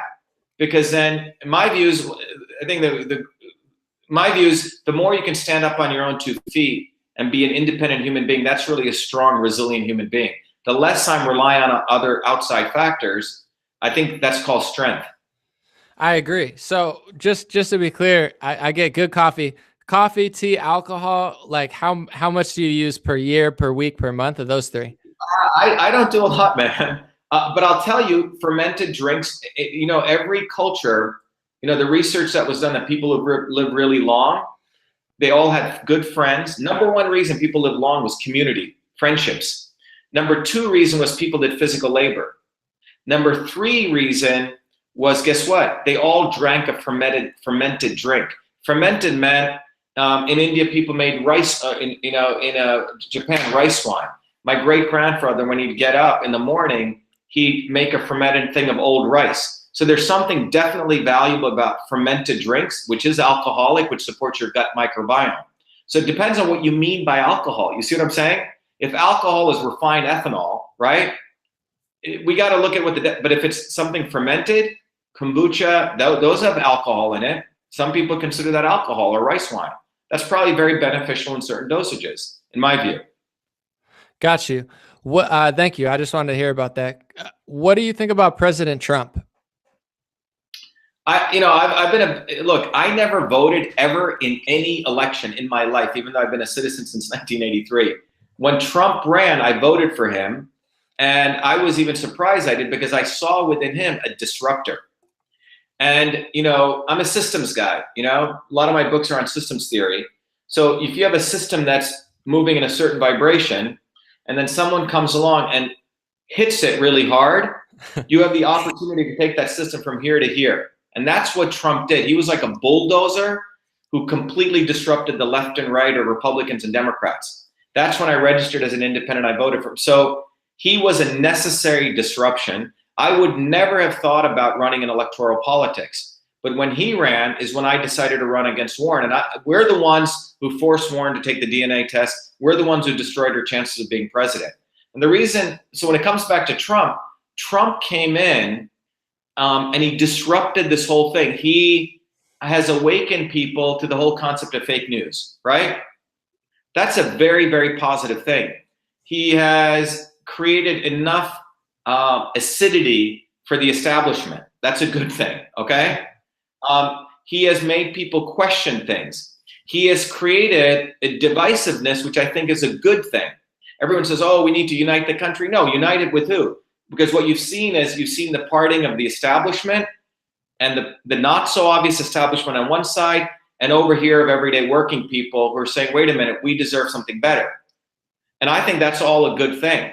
And I think everyday working people, when I talk about working people, I'm talking about people who actually have skills who get up in the morning and work, not this other set of fake working people. People who are lumpens, people who live off welfare, which is what the fake left supports. So Trump is, I think, awakened this, and he's created in a very good way a good divisiveness. I think it's good. Would you vote for, or are you going to vote for him in 2020? And what do you think of the job he's done? Because I didn't vote for him. I didn't understand it fully at the time, but now I really support him for exactly what you said. He switched it up military-wise, TV-wise. Go ahead. Yeah, definitely. I'll support Trump again, because look, when you look what's going on, here's a guy who every day is making hell for the establishment. That's a good thing, man. I don't care if he's throwing stuff at them all day long. I don't care, frankly, if he doesn't pass one bill, because we've never had someone like him on a national stage keep hitting at them hard. Hitting Romney, hitting the left and the right, the fake left and the fake right, which I like to call them.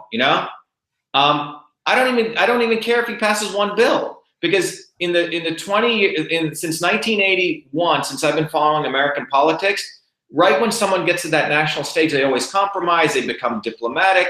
The fact that he's doing that is something that's necessary, because what that's doing, it's going to create a whole new wave of people who want to enter politics. Everyone talks politics now. That's a good thing. So I have a very different view on this, because I'm a systems guy. I see systems moving like this, and I see the opportunity to take it to a different system. And he's created almost like a window in the space-time continuum where people like me want to get involved in politics. That's a good thing.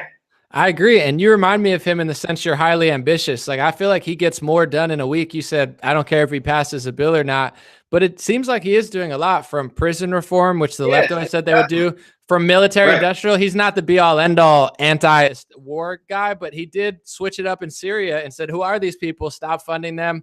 Got rid of terrorists, said he would do it and did it. Are you impressed with what he's getting done besides just his systems kind of disruption? What I'm saying is all those things are icing on the cake, right? Because he keeps fighting. So what he did with criminal justice reform, what he did, with saying he's going to get out of Syria, he's done a lot of things for small businesses to eliminate all these ridiculous regulations.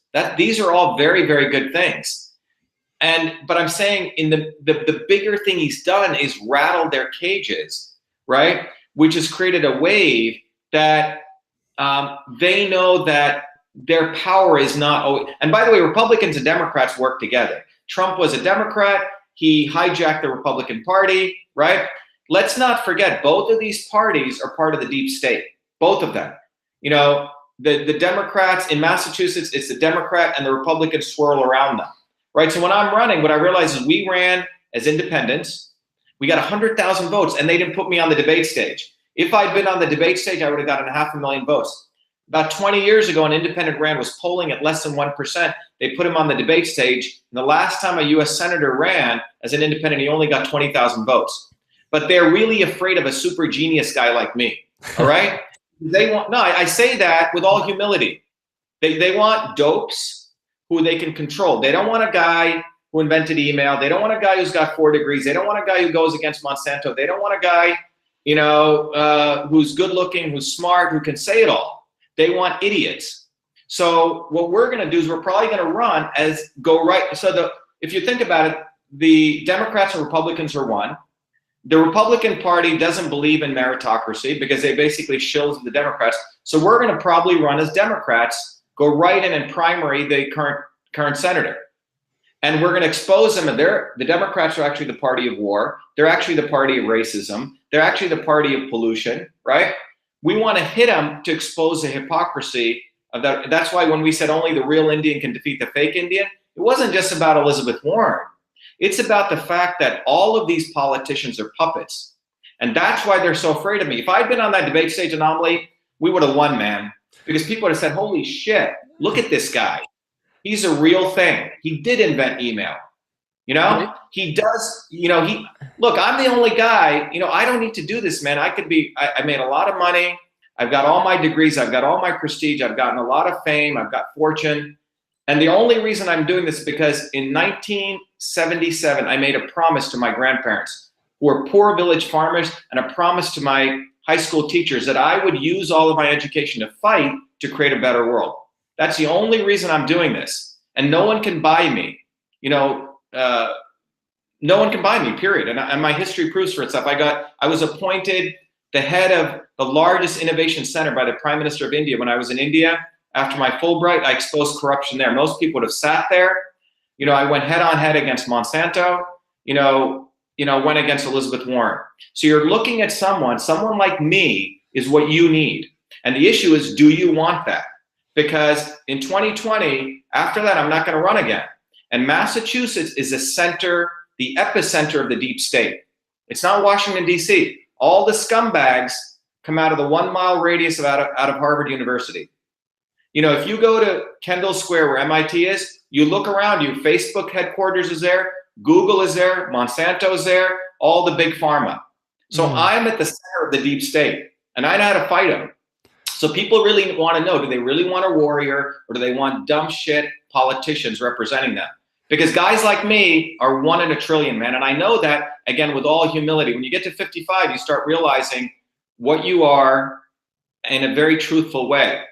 And it's going to require someone like me to take on these people. And the real issue is, do people really want liberation, or do they want to be slaves? It's really about freedom or slavery. That's where we're at right now. Do you want to be a slave? Do you want to be taking advantage of these people? Or do you want someone like Shiva Ayyadurai to represent you and fight for you? Because I have a history of fighting. Absolutely. Yeah, you're a legend. And also, besides all the good information, you really have that courage. And that's why even when people say things to me, I'm like, guys, we need more people to be fighters and courageous. Because if you're one person doing all this stuff, Trump's one person doing all this stuff, if we have 100, 1,000, a million, that's when it changes. But everyone sits in the corner and then tries to scare you like, oh, watch yourself. And it's like, you have the attitude like, I made it all. I don't need their money. I don't have to do this, but I'm doing it because it's right and I'm strong enough. So support the legend, Dr. Shiva. Also take inspiration and really try to fight. I agree with you on Trump too. One of the big slogans we have, be the light. You see, if you ultimately believe that human life, I mean, we all live whatever, right? Maybe we'll live for 1,000 years, with technology, right? But ultimately, life is like a blink, man. We're here and we're gone, right? So people really have to ask themselves, what is the purpose of their existence? Why are you here? And when you come to that point in life, that's when you become a human being. Otherwise, you're a robot. All this talk about AI, there's a lot of people who are actually robots. So the issue is not AI or not AI. The issue is, are you a human being? And and that's where you have to have some quiet reverie with yourself. And that's where you have to sit by yourself and you have to ask that question. And what ultimately emerges from that question is, if you want to be a human being, you have to recognize that you have to rely on yourself and your direct connection with that which is within you and within your creator. And so when you come to that conclusion, you realize there is no such thing as death, or no one can really harm you. And that's the point everyone needs to come to. But that takes an inward directive. People who work, a plumber or an electrician, people work with their hands, or people who create things already have this. They don't need to meditate, because every day they're facing reality. And that's why I keep saying, those people who manipulate, move money around for a living, get weird degrees where they just make up opinions, you're living a fake life. And so you have to get down to doing something real. I value still most people who build something, make something, who physically do labor, or an engineer who makes something. Because you can't BS. An engineer who has to make an airplane either works or not. I create a piece of software, it works or not. I'm in and out of business. And we need to get everyone back to what I call the working people, the proletariat, right? When Marx talked about the proletariat, he wasn't talking about scumbags living, criminals or thugs or people living off welfare. That's what AOC wants to talk about. Marx called that the lumpen proletariat. When Marx was talking about the proletariat, he was talking about working people, actual people who work. And the goal was, they weren't supposed to get handouts. That was called distribution of wealth. That's actually a fake way to resolve the issue. Working people should be controlling the means of production, which means people who actually work for a living should be directing the future of society. The working class. So in some ways, you can call me a Marxist-Leninist if you want, not in the tradition of what the right calls. A lot of the people on the right don't even understand what Marx actually said. Marx was talking ultimately about you and I being able to pursue our dreams, all of us, and that there are a finite set of people who control that, agents, etc. But the ultimate is the true working class, controlling their destiny. So if Google and Facebook and all these guys, who say do no evil, right? Well, why don't they let the working engineers control Google and Facebook? They should divest themselves and let actually people control them. But the fake left always wants to give people handouts, which is actually slavery. Yeah, no, I agree. It's also, they don't have any self-accountability or self-awareness. Like you're talking about, that's the first step to spirituality, to knowledge, wisdom, succeeding. You have to know yourself, be honest with yourself, and focus on yourself. You couldn't be like, oh, I'm in Newark and they're in Cambridge. You're like, I'm going to do it. And that's the attitude I have as well. And that's what bothers me about the modern left is I used to lean left, but not only they're almost wrong about everything, they're trying to censor, do fake science, academia, but they have no self-accountability and no self-responsibility. And that mindset, everybody knows from, Eckhart Tolle to like Gary Vee, like spiritual and motivational leaders. They know that it's all about like work ethic and mindset. So the fact that the fake left, as you call them, is pushing this idea of victim mentality, it is not only financial slavery where if you make enough money, they take it away and kind of take your life away. It's incentivizing poverty and weakness, which is a huge problem. Kind of like you said with the Trump thing, I wasn't even disagreeing with you, where I always say he's shaking up the system. And the way he goes at the media is bigger than people realize, because they have a mind control. Yeah, they have a mind control over the public. So he calls them fake news, and people think it's just funny, but he's cracking the brainwashing, and he's woken up people on both sides. Yeah, that's what I'm saying. So what I'm saying is anything he's done is great. I don't care if he builds a wall or not. All I know is he's already won. He's already won by the fact that he attacked, like, people actually use the word fake news. I mean, that's, how much is that worth? That's worth infinite, you know? That service that he's done to this country, where people now call out the news. The New York Times doesn't have all their, you know, their oomph they used to have. That's phenomenal, man. Yeah. That's all. He's done more in a week than I've ever seen someone do in 4 years. Trump's already won 1 billion times over. And, you know, he's already done, in my view, humanity a great deal. I agree. I want to ask you one more question. Who's your favorite innovator outside of politics? Because I know that innovation is a big part of what you do, and also just mindset and strength. I'm glad that you brought this here. Everyone loves it, and it's something people need to hear, as you were saying before, and I'll let you answer that. It's just as hard to never amount to what you think you could have been as it is to really go hard, where it's, you know, he says he's taking on the deep state. He's going extremely hard in Massachusetts, but it's just as hard to not do that and wish you did. You know, it's no different. Like you said, AI and just following the thing. Everyone plays a role if you work a job that you love, and that's great. Everyone needs to do it. But I personally dislike when people try to put fear onto me and say, don't do it. Aren't you scared? Aren't you nervous? I was like, no, I've washed dishes. Like it's not any harder or easier. So let you take it away. Oh, so your question, who do I think is a great innovator? In which field? In any field? Any field, just top innovator for humanity. Yeah. So I consider, you know, an innovator to be a revolutionary. You know, people who shake up things. Now, here's the thing. There are a lot of amazing innovators whose names we don't even know, An0maly, okay? And I say this because the fact that I'm even here at this point is actually quite, like, again, I said it's 1 to the trillion, okay? By all means, a guy who was an untouchable, you know, growing up in India, my parents meeting, my coming here, my even being able to do all this I'm amazed, you know? So when I look at other people whose names we don't even know, there are a lot of nameless people who don't even have the opportunity that I've had to, you know, to do this, right? Malcolm X. You know, I consider him an innovator, okay, for his time. I mean, you got to look at where he came from, right?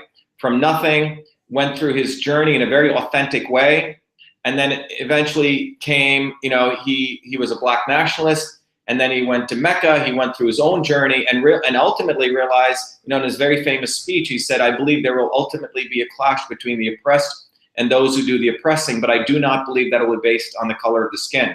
2 months after that, he was shot. So, you know, he's a great innovator in my mind. I mean, among scientists, Michael Faraday. I don't know if you know who Michael Faraday was, Maxwell's laws. Michael Faraday was an actual, you know, so, you know, you have the laws of Newton, right? Which understand gravity and force, right? You have Einstein, but Michael Faraday was a working class guy. He discovered some of the very fundamental laws of electricity and magnetism. But unfortunately, it's called Maxwell's laws, okay? One of the laws is called Faraday's laws, but Michael Faraday, in my view, what I like about him, he was a physical hands-on guy, everyday work, and he was a scholar. You know, one of the things I do like, you know, MIT is part of the military-industrial complex, but they have a pretty good symbol, which is called mens et manus, which means hands and mind. You're supposed to use both. So Faraday is one of my big heroes. You know, if you look at and he was into spirituality too. You know, he didn't give up the concept of a creator, etc. Another great person is, you know, Jesus Christ or Buddha, okay? These people were amazing innovators and revolutionaries for their time, as far as we know from what we can read, right? Separate from the spiritual nature of Christ, he was going head on head against the Pharisees, man, the Jewish elite of the time. He would go, there's a great book I have called Jesus, a Revolutionary, written by a professor, a PhD in divinity. And he actually says Jesus had a program. He would actually go and eat among all different kinds of people to break down barriers of the time. So, and Buddha did the same thing. Buddha went through his journey. He thought, spirituality meant being an ascetic. Then he tried this, he tried all different things, but they were scientists. Buddha was an ultimate scientist. He experimented with truth and came to conclusions. So those are some of the people, you know, I have a lot of respect for. Michael Faraday, Malcolm X. I know they're all over the map. Believe it or not, I have a lot of respect for Lenin also, for some of the things that he did at his time. Not Stalin, but Lenin was one of the biggest guys that exposed the not so obvious establishment of the time. No, I'm glad they were all over the map. That gives a lot of stuff to think about in the spiritual, political, and science realms. Thank you for joining, Dr. Shiva. Let people know where to find you. The book is in the description. It's the top link in my description, so you could check out information on the book at vashiva.com and let them know. I saw a lot of, I got to follow this guy. What's his Twitter? So let people know. Yeah, so my Twitter is V as in Victor A _ Shiva. If you want to go to my website, vashiva.com. And if you're in Massachusetts, you can, it's Shiva #4 Senate.com, ShivaForSenate.com. If you guys want to support the campaign in any way, be volunteers. If you want to donate, awesome. But our goal is to go right into that primary and win. And as a part of this, we want to really expose the hypocrisy of the Democratic Party. And by the way, there's the Republican Party is non-existent in Massachusetts. They're irrelevant, and they essentially cycle around. But ShivaForSenate.com, VA _ Shiva, which is my Twitter handle. And then you can go to ShivaForSenate.com. Awesome. Well, thank you for joining again. God bless everybody for joining. Appreciate you guys for being here. And any last words of wisdom or? The last word is be the light. Know the truth and find your way. All right. Thank you, brother, for being here. Thanks everyone for listening. This has been another episode of Make America Debate Again. God bless you guys.